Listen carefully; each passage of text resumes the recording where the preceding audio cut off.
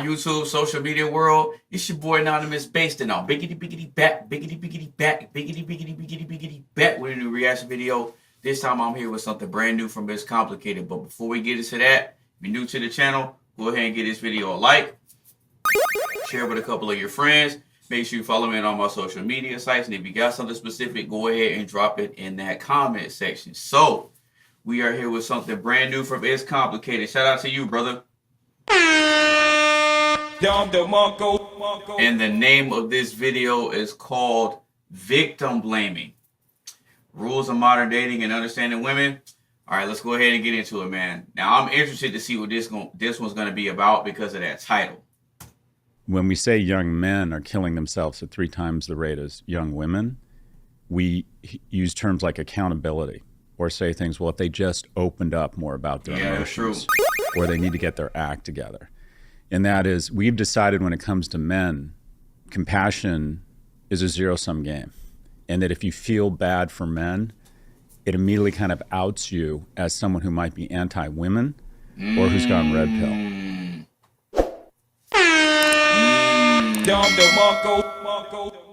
That's true. Do you believe it's cruel to put men down for being lonely? Yes. Yes and no, depending on their situation. What? I would say, men, if they're lonely, everyone has someone out there, but yeah, it's cruel. You can be lonely at different stages of your life. It depends, if you're going through things or not, but I absolutely think it's cruel to put men down for being lonely because some guys are just very headstrong. They focus on their work, their business, and they just focus on getting ahead in life. Okay. Some men are focused on women. Some men are focused on money. Okay. It's just you have to find that man and what draws him, what attracts him, what is his goals. Maybe he's lonely for this. Maybe he's lonely for this reason. Maybe he's been heartbroken. Maybe there's been some things in his life. You never judge a book by its cover. There's always I don't something think different. incels or simps are a threat to other people. They more just want somebody to connect to, somebody to bond with, somebody to have some type of relationship with. Are lonely men more likely to commit violence or commit suicide? I think lonely men are more likely to commit suicide, just because I know a lot of men have good hearts, and instead of taking their anger or their sadness out on other people, they rather take themselves out of the world, which is very bad. for me, I would say suicide, just because with men, there's the high numbers in suicide, so. Sadly, from experience, more lonely men are more so to commit violence than they are suicide because, yes, you're lonely. You can always pay for companionship. You can always ask for companionship. It may not be what you want, but somebody can still be there. As opposed to the violent part, you can just take it at any chance. Would married men in sexless marriages be considered incels? Ooh. Honestly, I would consider it, yeah. Because if I'm being real, that's a partnership. You guys should have an understanding, and sex is a part of that partnership, and it's a part of that deal. If I'm going to be completely honest, you have to satisfy every urge. So then why are we more concerned about incels as a threat to others as opposed to a threat to themselves? That's a very good question, and I don't know if I have an answer for that. Got him. I think getting rejected turns into hatred towards women, which can be very scary. If you're obviously you're trying to be with someone and you are constantly rejected, I think it can really beat someone down, turning to violence eventually. Would married men in sexless marriages be considered incels? I would say no. I find, a lot of the time in marriages such as that, men will go elsewhere outside of their marriage for sex if they can't get it within their own. Can you be a strong man or woman and still be a victim? Oh, most definitely. Why do we always blame the victim when it's a man but not when it's a woman? Because we feel women should be more dainty. We feel women should have more of just a motherly love and a strength that just keeps them going, as opposed to men, they're automatically supposed to be strong. There's no weakness, there's no crying, there's no feelings, no emotion. Stay strong and do what you have to do. Stop whining. We come from staying home, always taking care of the children. Men are out, men are having fun. And then kind of, women have always kind of been pushed to the side. So I think it's definitely, I think it needs to change. But it's Change definitely into easier what? to blame the man, because you just don't put women in that perspective that they're going to be an abuser, but they definitely can be. If men can never be seen as victims, doesn't that actually make them the biggest victims? It actually does. That's crazy. I never thought of it like that. They are one of the biggest victims if you're honestly thinking about it. Why do people act like women are so empathetic if women don't have any empathy for men as victims? Because some women don't understand why some men can be like that. And some women do have empathy, but some of them don't. They only have the empathy to the point where they want to feel something or they want to make them feel something to the point where, okay, I made them feel good. Now I can get what I want out of it. A lot of women are manipulative, and I'm not just going to say as women. A lot of people are manipulative. But I think there are a lot of evil people that like to do false victimize themselves for attention or money or whatever the case may be. But with men, that's true. We don't really speak up as much as we should when we're victimized. So, if a man gets destroyed in divorce, we say he picked the wrong woman. If a woman becomes a single mom, do we say she picked the wrong man? No, we don't. Absolutely No, we don't. We don't. I've worked in family law, and that's a tough situation. I think depending with the courts and everything, it's very, I don't know how to word that.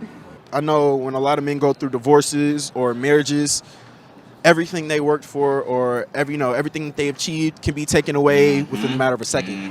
Why is there a double standard there? There is a double standard there because when it comes to the genders, there's always going to be a different perception between the two. Yep. They're always going to consider a man to be strength, a woman to be soft. So whenever somebody makes a bad decision or something messes up, they always tend to blame the other party instead of themselves. You can't cry as a man. You can't cry in front of people. You gotta. Yo, those are nice. Hold on one second. Candace, what's up? I think my daughter's going pro at basketball. I'll take those. Wait, you're a Diggs? In front of people, you gotta be strong. You gotta act like this, act like that. It's okay to cry. It's okay to be emotional. We're all human. So I think it's more forbidden for men to get asked to be victims. Why are we being so dishonest when it comes to men's victimization? Because we don't want to accept it. I think that society already has an understanding of men being superior to women. So I think that, in general, people have the idea that, feminism means hating against men when in reality it's just for equality. And I think that kind of leads into why people try to, feel bad for, the woman, because it's kind of like a lot of people have that idea, feel bad for the girls, but don't feel bad if it's a guy because they kind of deserve it because men are assholes or that stigma. If women think men have it so much better in society, why wouldn't women be most of the transgender population? Yo, I said the same thing, bro. I actually did. I said the same thing. A woman, she had that exact same thought process. She wanted to see if life would be easier as a man, and when she transitioned over, I believe she ended up committing suicide because she found out that a lot of what men go through and their struggles are a lot harder, and we don't get a lot of, like you said, help, and we're a lot more lonely. So I don't really think that's true. If we need to protect transgender people because of their high suicide rate, why don't we also protect men because of their higher suicide rate? Honestly, that's a really good point. I think it's just as society, a lot of people want to put men down because there's already that, the same stigma we were talking about. But I think it's just as important for men as it is for transgender people. Could that possibly be a reason why so many people think that feminism is about hating men? Yes. It's all about equality. If women want equality for them, they should also want equality for men. It goes hand in hand. We do protect transgenders because we feel they've gone through a lot, they've gone through so much, they've transitioned over, but they're still going through these hardships. So we're connecting to them emotionally as opposed to connecting to them in the real life sense. You have men that are victims of domestic violence, and I think it's not something to look away from. I think we have to embrace it and definitely recognize it. We don't protect men because we assume that they're going to bounce back from any pain or any trauma that they might have. Why is there so much talk about a wage gap, but there's no talk of an empathy gap? I feel like the wage gap is something very real, and that's funding, that's living, what you're living off of. Whereas empathy, cut that out, you little bastard. Sad as it is to say, you don't need to live off of empathy. Obviously it affects you mentally, and that's another issue, but It's not something that can be addressed by the government. The government can't issue a bill saying that you have to show more empathy to men. It's funny how she's saying that the government can't pass a bill saying that women have to be more empathetic towards men. If that's the case, if they're not pushing for empathy, if the government isn't putting things in place to push for empathy, then why do we live in a politically correct culture where you're not allowed to tell the truth out of fear of hurting people's feelings? We live in a culture where we have to be empathetic to everybody to the point where you can't even criticize anybody or tell them that they're wrong, tell them that they need to improve. You can't say anything out of the fear of hurting somebody's feelings. So we live in a culture where it's forcing you to be empathetic to every single little thing, which is why everybody's so weak and sensitive now. So I don't know what she's talking about. Stop the cap.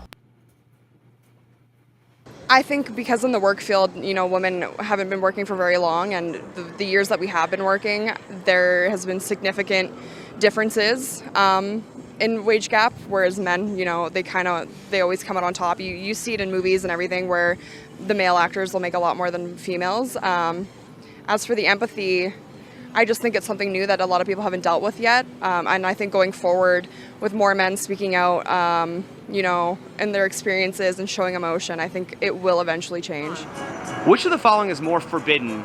To question the victimhood of women or to even suggest the victimhood of men? To suggest the victimhood of men. Do women enable each other's bad behavior? Oh, most definitely. Why do women support other women when they shouldn't, and men don't support other men when they should? Ah, that's interesting. That's true. Because that's true. Guys can see it quicker than girls. That's females true. Can. I'll say that. Why are men quick to label each other weak, simps, and betas when they're violated? Because they feel as though they should be that person. Honestly, I feel like they are jealous in a sense. Men will bash other men for being too emotional. So I think with that on their own, they're typically afraid to show emotion because they don't want to appear weak to their own peers. They feel like they should be that person that's being catered to, or I should be catering to this person, or I should have that, or I should want that, so that he's a simp, or he's doing all of this. You're just upset because you don't have it. What's the difference between a drug dealer exploiting an addict and women selling sex to a society of lonely men? It's the same thing. I'm not saying it's the addict's fault, but I'm never going to say it's an addicted person's fault that they're addicted. But if you're going and you're buying these services, like you're looking for it. Nobody's coming to you and offering you drugs. Nobody's coming to you and offering you sex unless you're.